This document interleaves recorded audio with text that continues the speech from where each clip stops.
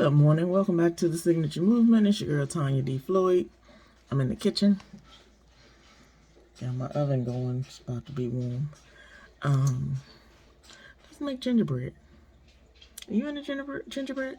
I know it's not really the season for gingerbread, but my father has this thing, and it don't matter what season it is, and he keeps saying, we would like to have some of that gingerbread. So I'm gonna act right today and do it. Okay, let's get it.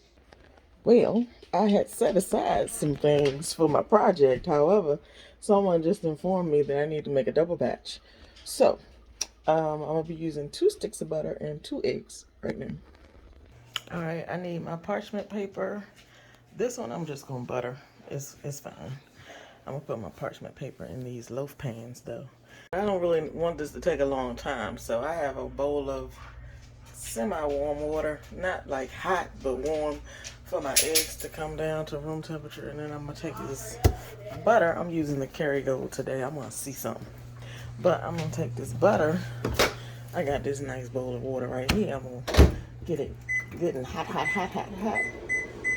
gonna put it on 2 minutes. Stop that. Do it again. So yeah, I'm gonna put this on 2 minutes, and then when the water's hot, I'm gonna put this lid on top of that and the butter underneath next to the bowl, and I'm gonna let it warm up that way so it doesn't get too soft. Alright, now you need 2 packed cups of light brown sugar. I just stick the cup in the bag and use the bag to smash mine up to a nice smooth top like that. If you're making less, you probably use 1 cup and it'll give you plenty of gingerbread. Alright, that didn't take a lot of minutes. This is soft, but this is not really as soft as I like, and it's kind of cold, so I'm gonna just turn it and put it back in there. Let it get some more of that steam heat. And the reason I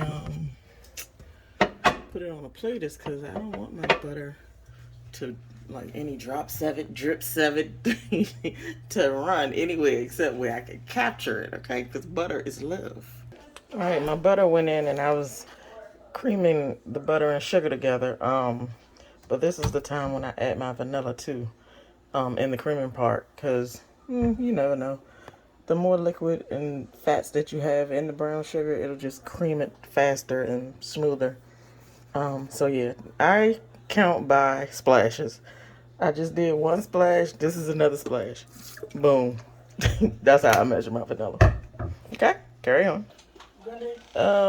I didn't make him muffins. I made him gingerbread. Anyway, sir, I was working. But okay, now we're gonna add the eggs one at a time. But here, look, when you're adding eggs, don't crack your egg on the corner. Crack it on a flat surface, and you get a nice little situation where you don't, break all the eggshell up. Drip it down the counter or any of that. I like to keep my workspace a little OCD, okay? But yeah, add the eggs one at a time. But this is what the creamed butter and sugar look like. Alright, now see how creamy that is? It's fluffy. Don't worry about that. We're going to scrape down the sides and the paddle with the spatula, and we're going to keep it moving. But we're going to add these things. Ginger, cinnamon, cloves. I usually add nutmeg, but it's a little bit too wintry right now, and I don't have none, so it ain't gonna make a difference. It'll be fine. But what makes your gingerbread ginger is ginger and molasses. We're gonna use a 1/2 cup of molasses. Actually, we're gonna use a whole cup of molasses because we doubled the batch.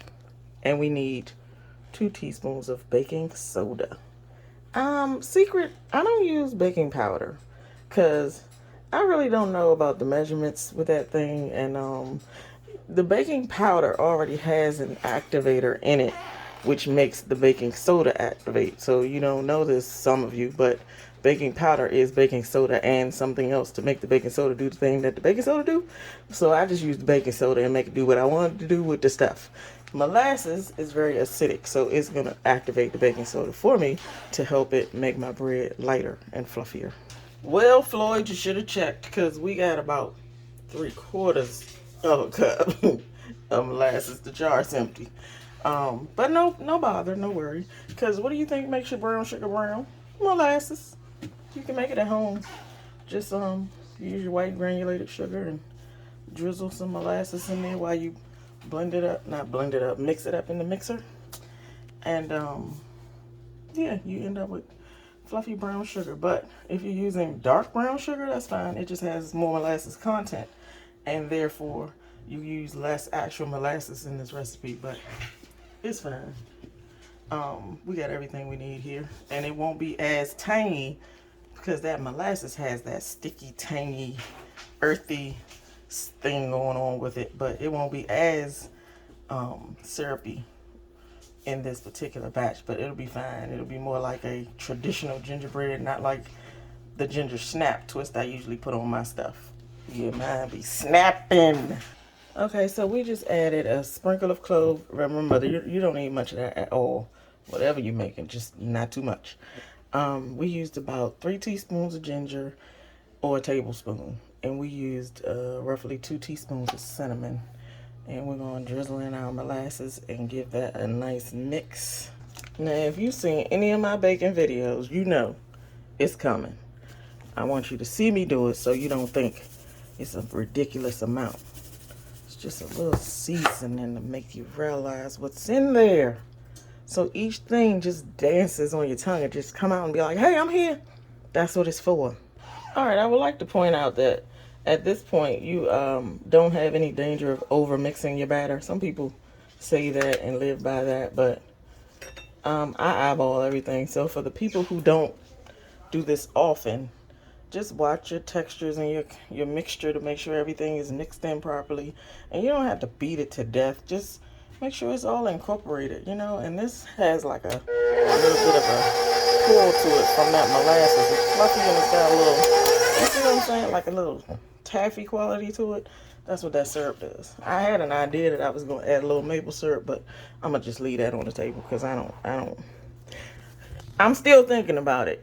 I got until I add the flour to figure it out. And by the way, when you add the flour, that's when you have a danger of over mixing things because the gluten gets to activating and pulling like rubber bands and things, and you don't want that. You want gingerbread, but you don't like bread, just tough like kneaded pretzel bread, okay? Just go easy on the mixing. Get it in there and then go to the next thing. But when you're in the creaming part, you're perfectly okay beating it to damn death, okay? You add the eggs. You want it fluffy? Beat it for a long time. It's fine. And I mean like 10 minutes is a long time. But anything you putting in here before you add the flour, just, until you're happy.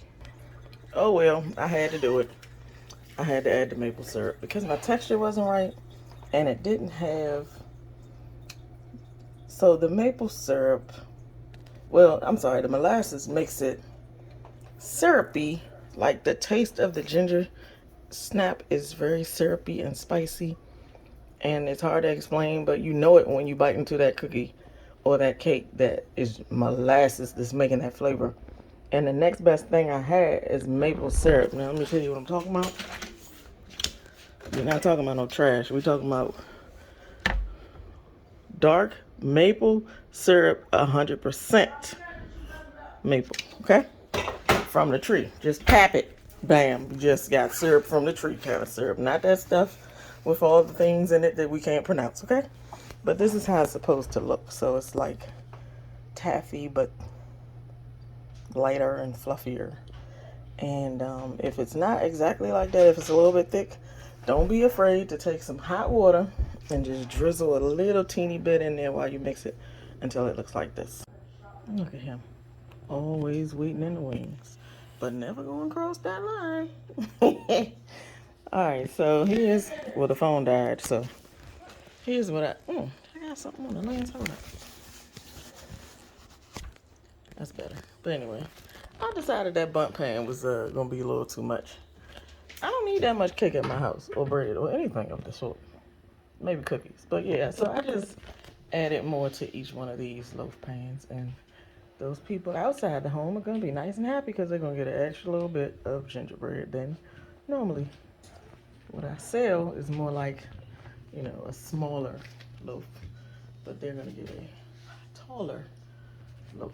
And I put I did a little vegetable oil in the pans first, and then I put my parchment because I don't want to have to pry it out and, then have to figure out how to wrap it and everything. This allows me to just pull it out of the pan when it's done and set it to the side and keep it moving. All right, so yeah, Big Mama gotta dry out so I can oil her up. I just had lunch, but okay, so this is what happens at the end. Now this one is very, it's not at all like a tall loaf of bread. However, if you'll take note of this, look at this. Look how super soft that is. Now the crust is a little, you know, it's like bread around the edges, but just, let me show you. I gotta cut it.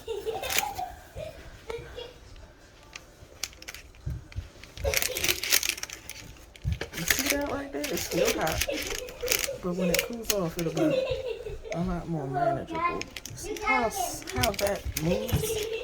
It's not dry gingerbread like you're used to. It's my gingerbread. Signature gingerbread. And these two have already tested it.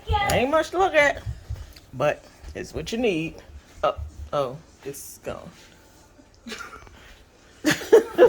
Anyway, yeah, you wanna Boom, gotcha. cut some more.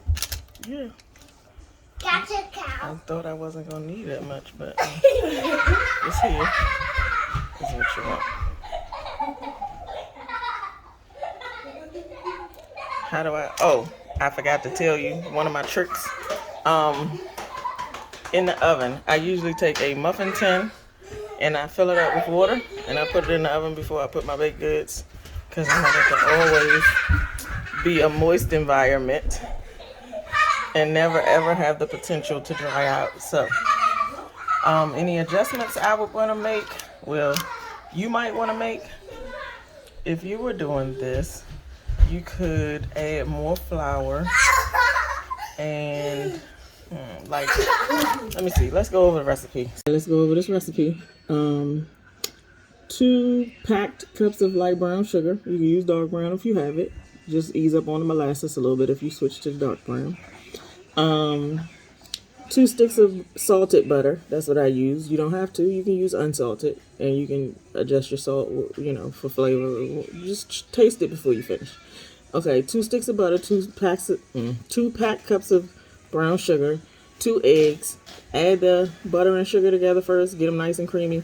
Put your 2 splashes of vanilla in with that so they can get it nice and creamy faster and get that grainy sugar type texture out of there. Add your 2 eggs one at a time. Get that nice and fluffy. And then you start sprinkling in your 3 teaspoons of ginger, 2 teaspoons of cinnamon, just a splattering of clove. You can add nutmeg if you want.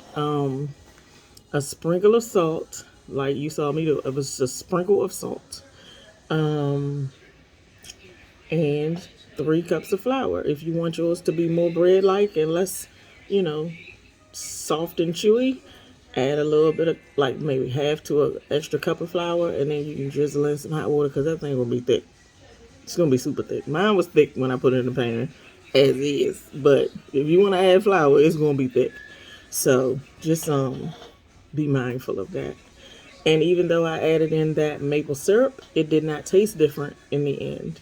Nobody would ever know I had to do that because I ran out of molasses. But it still gives you that syrupy pull to the texture of the bread. It's like just so super soft. I can't even stress that enough. It's not like bread.